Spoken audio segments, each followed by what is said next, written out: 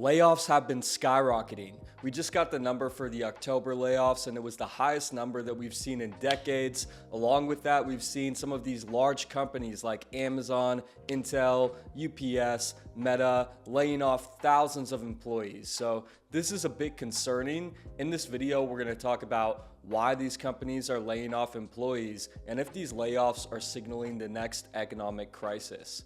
Before we get into it, please make sure to like the video and subscribe to the YouTube. Really appreciate your support. I'm also going to put a QR code down below for a Bitcoin tip. So if you want to support the channel, feel free to leave me a little tip. Now let's get into it. In October, we saw 153,074 layoffs, which is the highest October layoffs number that we've seen since 2003. So in over 2 decades. Let's go ahead and take a look at a little chart here, which shows the October layoffs numbers over the years.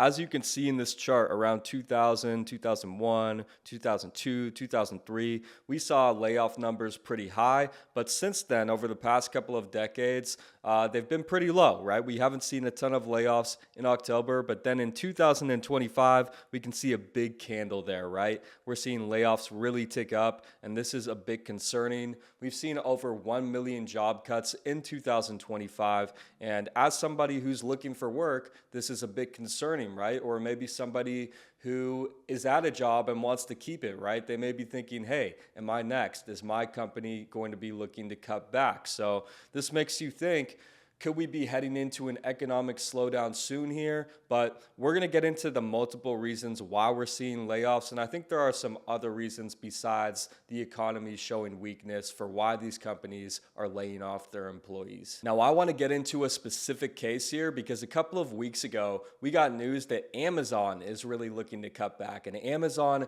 employs a ton of people. So a couple of weeks ago, we got news that Amazon is looking to cut 30,000 corporate jobs. This was in late October, and this is 9% of their office workforce. I believe they've already started making some of these cuts, and this is a big blow to these people that work at this company, right? Who thought they had this job security at a Mag 7 company. Looks like they might not. And this is due to various reasons why they're looking to cut back. Now, I know that people may immediately think that this is due to AI. Amazon is a company that is looking to automate, right? They're a big Mag 7 tech company that is looking to become more efficient. And this is true. The CEO of Amazon, Andy Jassy, says that he sees a big force reduction due to AI. And they've actually come out and said that their company's robotics team plans to automate 75% of operations by 2033. So that's not that far away, right? We're in 2025. That's 8 years away. And at that point, we could see Amazon 75% automated. And this would replace potentially 600,000 warehouse workers. So I think this is definitely a little bit alarming if you're a warehouse worker, right? Or if you're in a position at one of these large companies that can be automated, because they're really going to set the trend here if they start moving towards automation, moving towards robotics, moving towards AI. Other companies are going to do the same thing. And I really think when we look at these large tech companies, they are really going to lead the way, right? These companies want to compete. If they see, if Meta sees Amazon moving towards automation, if Apple sees this, if Microsoft sees this, they're going to do the same thing. So expect automation to start eating up jobs at a faster rate over the years as more and more positions can be automated. Now, while AI may be contributing to these Amazon job cuts that we're seeing, I think there's a more pivotal reason for why Amazon is laying off their employees. And that's because Amazon is trying to cut costs and they're trying to become more efficient. So Amazon is a huge company with a ton of employees, and I think that a lot of companies following COVID, when we saw all this stimulus from the government, right? We saw all this extra demand created. It created this artificial economic boom. All these companies saw a lot of consumer demand, and they thought, hey, it's time to hire more people, right? It's time to expand. The economy is booming. But the thing is, this was not an economic boom. It was just a temporary artificial flow of demand that we're starting to see end. And the thing about this is when the government comes in and they provide all the stimulus to the economy, it takes a while for prices to catch up with all that extra stimulus, right? So now all these companies are starting to see that the prices for inputs, the prices for producing goods and services are rising higher, and they're realizing that maybe they overextended, right? Maybe they got a little bit ahead of their skis and maybe they brought on too many people. So I want to read a little quote here by one of my favorite people who talks about the economy a lot. His name is Chamath. I'm not even going to try to pronounce his last name because I just probably can't, but he is from the All In podcast. He's an early investor in Bitcoin and Facebook, very intelligent guy. And he basically said that the reason why companies are laying off employees is not because of AI. He quoted, "It is companies unwinding ZIRP, so zero interest rate policy, and DEI, diversity, equity, and inclusion, hiring excesses that left them bloated and inefficient." And I think he's right to an extent, right?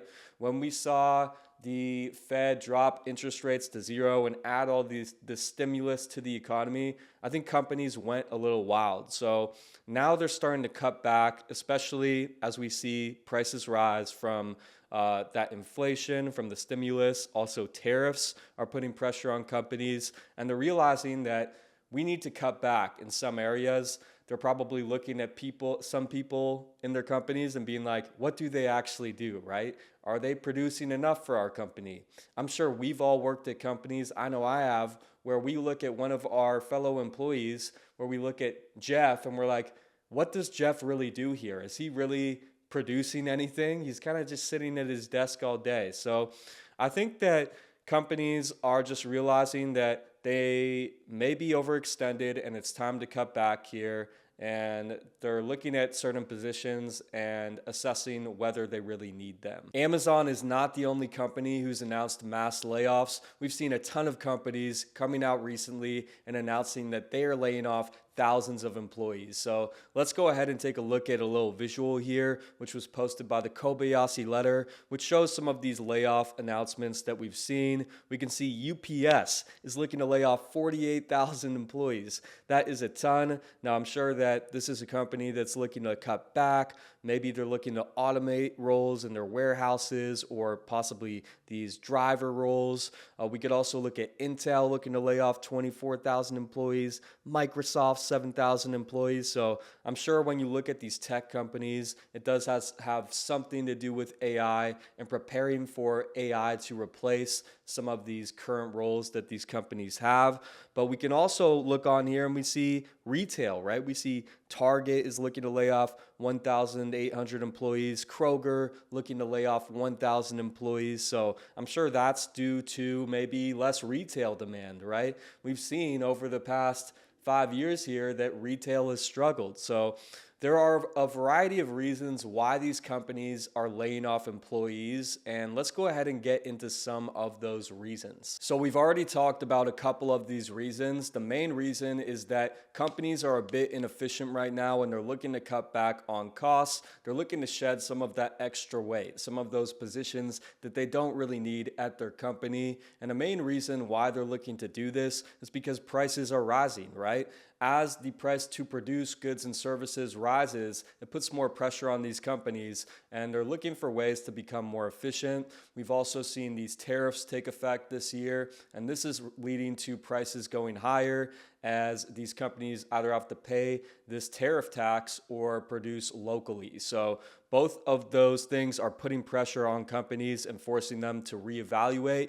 But we can also just look at less consumer demand as a main reason for these layoffs and a main reason for why companies are looking to become more efficient. So we have seen some signs that consumer demand is slowing this year. For one, we've seen a ton of retail layoffs. We've seen 88,664 layoffs. retail layoffs in 2025, which is up 145% year over year. That is a huge increase. And to me, that is suggesting that the consumer is not too comfortable right now. They're not going to Target and buying a bunch of stuff, right? So that is one sign we're seeing of less consumer demand.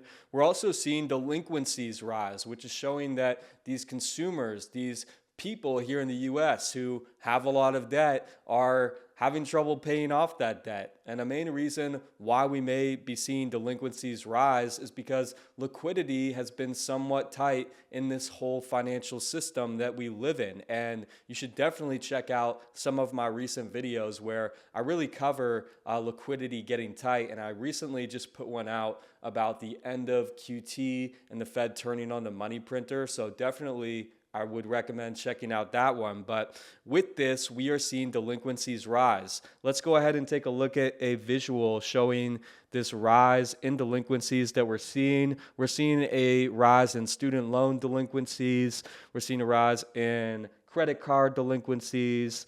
A lot of things on here. So auto loan delinquencies, this is not great. And this is showing that the consumers are having trouble paying off their debts. And if they need to pay off their debts, they're not going to go out and do extra spending, right? They're not going to buy a bunch of nice things. They're not going to go to Target and buy a bunch of crap if they need to pay off their loans. So that is another sign we're seeing. And then we've also seen some weaker earnings from some of these consumer companies. We can look at a company like DoorDash, who recently had earnings earlier in November, and they were not great, right? And typically, when people have a lot of extra cash, they're more willing to get food delivered, right? If they don't have a lot of extra cash, they're probably not going to be DoorDashing a ton of stuff. They're probably going to be living a little bit more cautiously and making food at home. So we saw that. We also saw that Chipotle had pretty weak earnings, showing that people just aren't going out and eating as much. They're not going out and spending as much money. Another factor contributing to layoffs that we briefly covered is AI.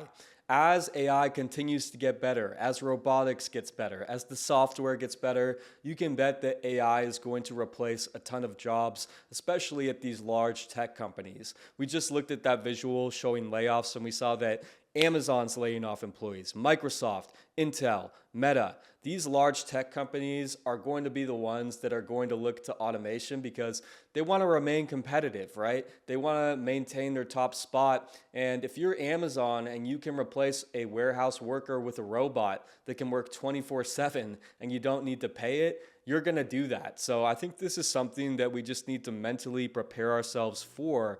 And if you're in one of these positions where it can be easily automated or replaced, you need to start coming up with a plan B, right? Because these large tech companies, these Mag 7 companies are going to do this. AI is coming and it's going to replace a ton of jobs. The last reason for layoffs that I want to mention are these Doge cuts, these federal job cuts. In 2025, we've seen between 200,000 and 300,000 layoffs when it comes to government jobs. That is a ton, and that is making up a huge chunk of that over 1 million job cuts number that we've seen this year. And this is just the government looking to cut back and become more efficient, the same as companies are doing right now, right? At the government level, there was a lot of extra weight. There probably still is. And I do think that it's better when the government is smaller. Unfortunately, this means people losing their jobs. And I really feel for anyone who has lost their job at the government level and is struggling to find another job. But